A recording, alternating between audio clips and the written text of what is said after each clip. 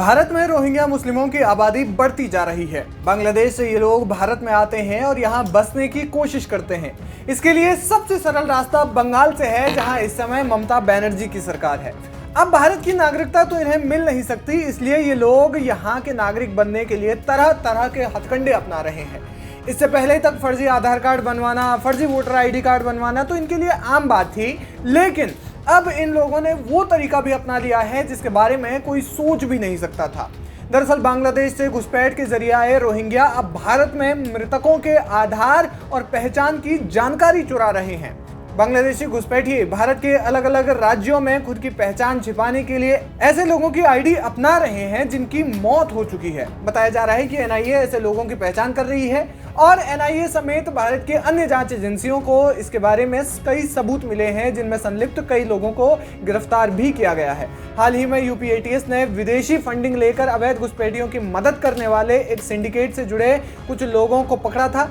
कानपुर से पकड़े गए गिरोह के सक्रिय सदस्य और बांग्लादेश निवासी मोहम्मद राशिद अहमद ने पूछताछ में बताया कि उसने 5 अन्य बांग्लादेशियों को फर्जी दस्तावेजों की मदद से पहचान बदलवाकर देवबंद में ठिकाना दिलाया था। इससे पहले पकड़े जा चुके बांग्लादेशी अदिलुर रहमान को भी फर्जी दस्तावेज राशिद ने ही उपलब्ध कराए थे। इस मामले में यूपी एटीएस ने विदेशी फंडिंग लेने वाले और रोहिंग्याओं को बसाने वाले मास्टरमाइंड को पकड़ा है। मीडिया रिपोर्ट्स के मुताबिक एनआईए ने तमिलनाडु में मानव तस्करी गिरोह के खिलाफ कार्रवाई करते हुए मोहम्मद शोरिफुल बाबू मियां, शहाबुद्दीन हुसैन और मुन्ना उर्फ नूर करीम को गिरफ्तार किया था। ये तीनों लंबे समय से मानव तस्करी गिरोह के द्वारा बांग्लादेश से भारत में लाए गए रोहिंग्या मुसलमानों के लिए फर्जी पहचान संबंधी दस्तावेज जैसे Aadhaar card, ration card, PAN card और मार्कशीट इत्यादि बनाकर देते थे। लेकिन सवाल ये है कि ये लोग ऐसा करते कैसे थे।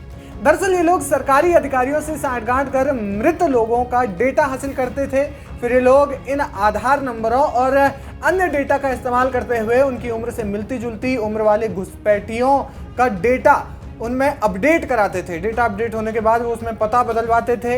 इसके बाद उसी आधार कार्ड को इस्तेमाल करके राशन कार्ड, पैन कार्ड और अन्य दस्तावेज तैयार कराए जाते थे।